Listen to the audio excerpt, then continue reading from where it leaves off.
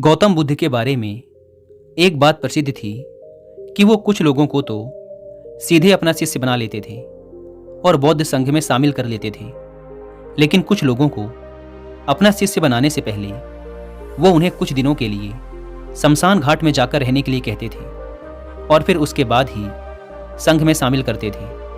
तो आखिर बुद्ध ऐसा क्यों करते थे, आज जानेंगे इस वीडियो में एक कहानी के माध्यम से। लेकिन उससे पहले अगर आप भी एक किताब से भी कम की कीमत देकर हजारों किताबों को ऑडियो फॉर्म में सुनना चाहते हैं तो इसके लिए आप डाउनलोड कर सकते हैं कुकू एफएम। जिनको नहीं पता, कुकू एफएम इंडिया का सबसे बड़ा ऑडियो बुक प्लेटफॉर्म है, जहां पर आप 10,000 से भी ज़्यादा किताबों को ऑडियो बुक और बुक समरीज के फॉर्म में सुन सकते हैं, वो भी अपनी मनपसंद लैंग्वेज में। मैंने अभी रिसेंटली ही कुकू एफएम पर stillness is the key book की हिंदी में बुक समरी सुनकर फिनिश की है। चाहे तो आप भी सुन सकते हैं, बहुत ही गजब की किताब है। इस प्लेटफॉर्म का ईयरली सब्सक्रिप्शन पड़ता है मात्र 399 रुपीज़ का, लेकिन अगर आप यूज़ करते हैं कूपन कोड WI50 तो आप में से पहले 250 लोगों को ये पड़ेगा सिर्फ 199 रुपीज़ में, वो भी पूरे 1 साल के लिए। ऐप को डाउनलोड करने की लिंक भी आपको डिस्क्रिप्शन एंड फर्स्ट कमेंट पर मिल जाएगी। आइए कहानी शुरू करते हैं। एक बार की बात है, गौतम बुद्ध के पास एक व्यक्ति आता है और कहता है, बुद्ध, मैं भी आपके संघ में शामिल होना चाहता हूँ, कृपया कर मुझे दीक्षा दें और अपने साथ अपने संघ में शामिल करें। यह सुनने के बाद बुद्ध कुछ देर तक उस व्यक्ति की आंखों में देखते हैं और कहते हैं, मैं तुम्हें संघ में शामिल नहीं कर सकता। अगर तुम्हें संघ में शामिल होना है तो उससे पहले तुम्हें एक पूरा दिन और रात शमशान में गुजारनी पड़ेगी। यह सुनते ही वह व्यक्ति डर जाता है और कहता है, बुद्ध, ये कैसी शर्त है आपकी? दिन में तो ठीक है, लेकिन मैं रात को शमशान में नहीं रुक सकता।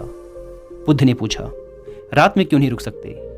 व्यक्ति ने कहा, क्योंकि रात होते ही शमशान में भूत प्रेत और आत्माएं घूमने लगती हैं।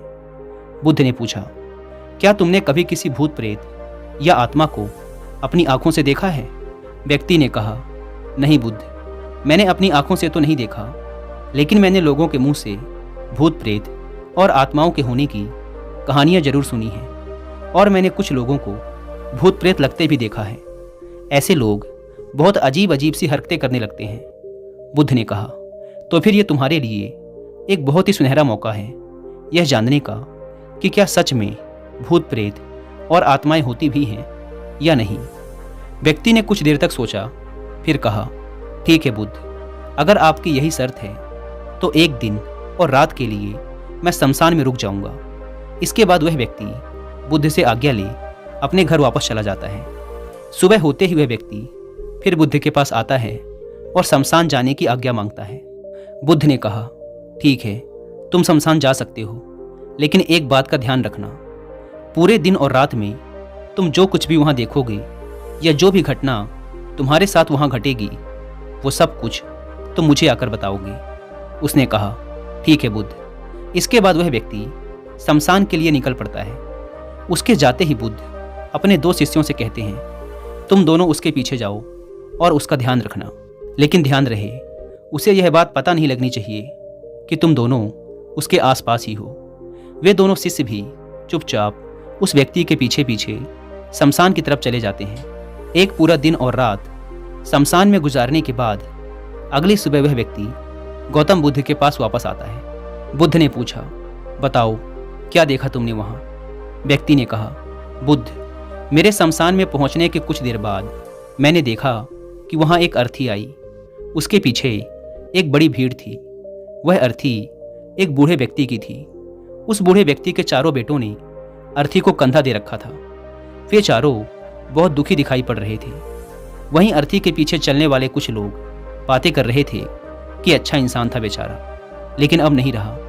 वहीं कुछ लोग ये भी कह रहे थे कि अच्छा हुआ इसके साथ, बेचारा बूढ़ा बिना किसी ज़्यादा दर्द और पीड़ा के इस दुनिया से चला गया। इसी तरह और भी लोग उसके बारे में तरह तरह की बातें कर रहे थे।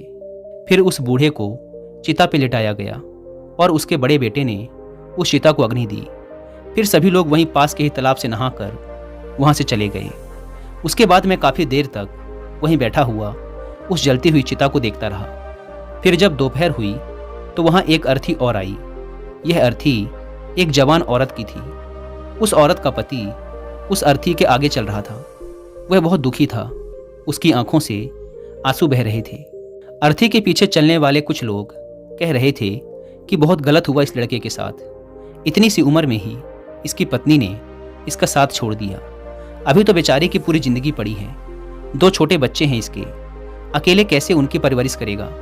भगवान ने बहुत गलत किया इसके साथ। इसके अलावा वहाँ कुछ महाज्ञानी व्यक्ति भी थे जो उस मृत स्त्री के पति को समझा रहे थे कि रो मत, क्योंकि आज नहीं तो कल उसे यहाँ आना ही था। किसी को पहले तो किसी को बाद में, लेकिन एक दिन सबको यहाँ आना है। कोई मृत्यु से बच नहीं सकता, सब कुछ यहीं रह जाता है। इसीलिए हमें क्रोध, चिंता, लालच और बुरे कर्मों से बचना चाहिए। और इसी तरह की और भी ज्ञान की बातें वो सभी ज्ञानी व्यक्ति आपस में करते रहे। फिर उस स्त्री के पति ने उसकी चिता को अग्नि दी और जोर जोर से रोने लगा। उसे रोता देख कुछ लोग उसे सांत्वना देने आ गए। फिर उन सभी लोगों ने भी पास के ही तालाब से स्नान किया और वहाँ से चले गए। मैं इस बार भी बैठा हुआ उस स्त्री की चिता को जलते देखता रहा। जब शाम होने को थी तो वहाँ 2 अर्थियाँ और आई।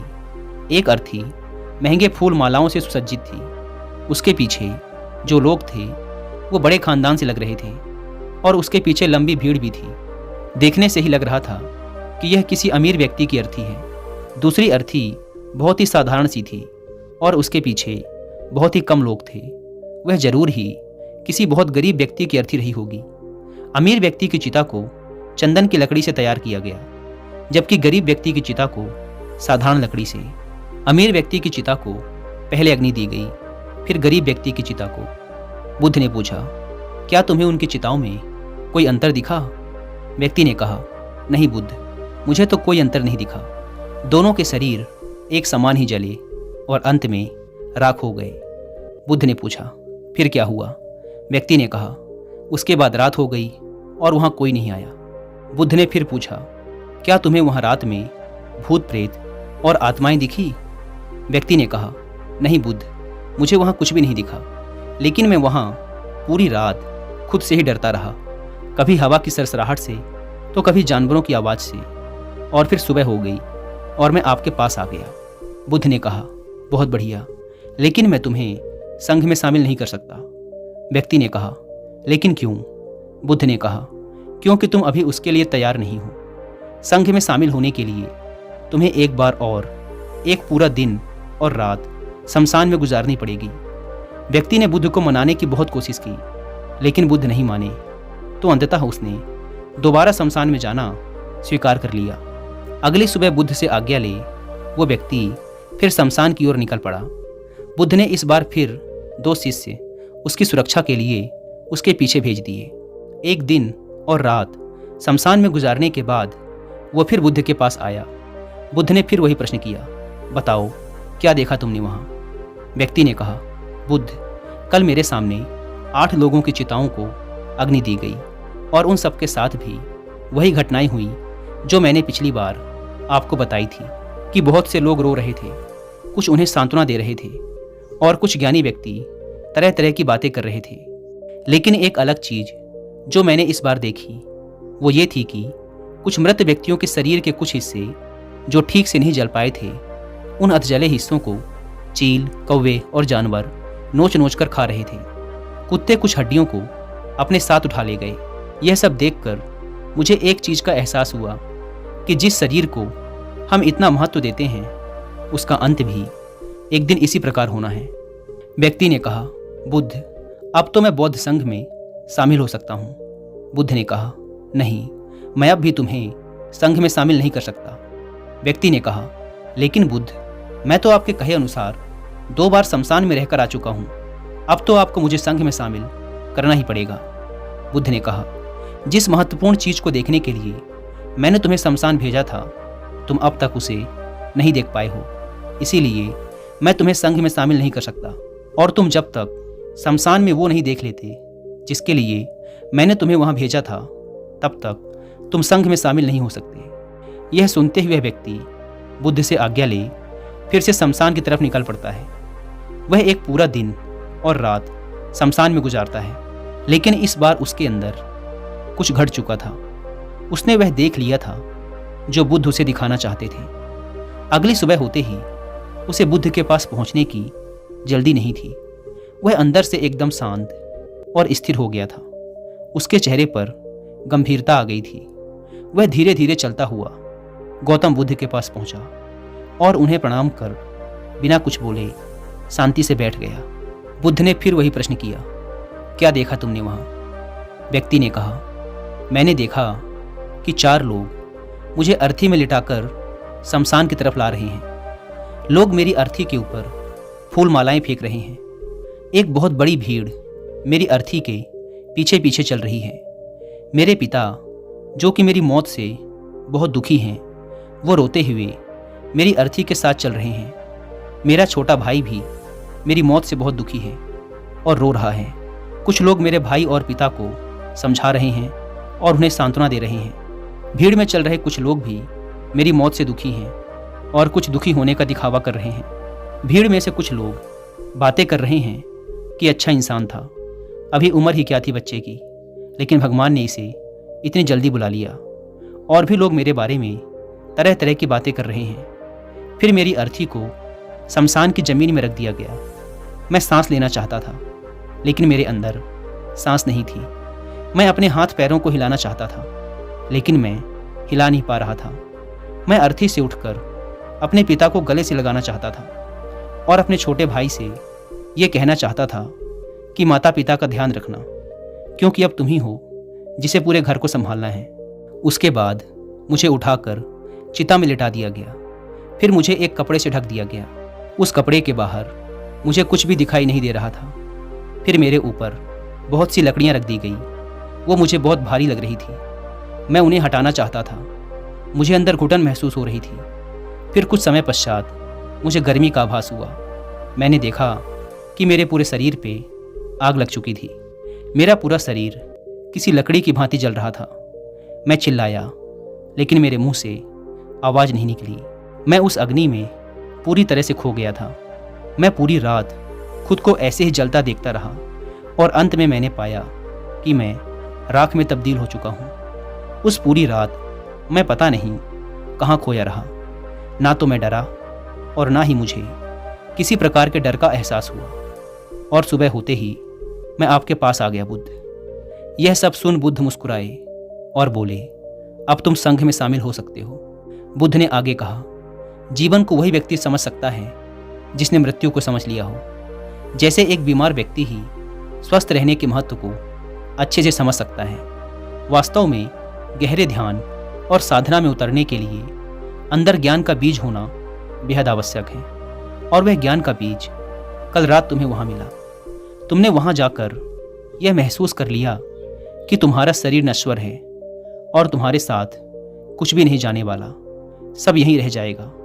जब तुम पहले 2 बार शमशान गए तो तुम भी उन्हीं ज्ञानी व्यक्तियों की तरह ही थे जो शमशान में जाते ही धार्मिक हो जाते हैं, जिन्हें वहाँ जाते ही मृत्यु की याद आती है, शरीर के नश्वर होने की याद आती है और वो वहाँ बड़ी बड़ी बातें करते हैं, लेकिन वहाँ से निकलते ही फिर पहले जैसे हो जाते हैं।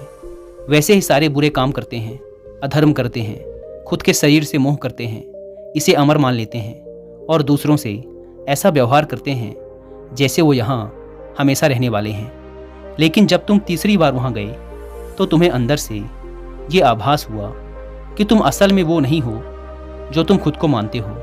खुद के अंदर गहरा ध्यान और समर्पण पैदा करने के लिए शरीर की नश्वरता और मृत्यु का अनुभव करना बेहद आवश्यक है। अब जो ज्ञान का बीज तुमने कल रात वहाँ पाया है, उसे अपने ध्यान में परिवर्तित करना है और उसे इतना बड़ा करना है कि तुम्हारे जैसे कई ज्ञान के प्यासे जब तुम्हारे पास आएं तो उनकी प्यास भी शांत हो जाए। दोस्तों, उम्मीद करता हूँ कि आपको यह वीडियो ज़रूर पसंद आई होगी और एक बार फिर याद दिला दूँ कि कुकू FM पर stillness is the key book की हिंदी में बुक समरी सुनना ना भूलें। धन्यवाद।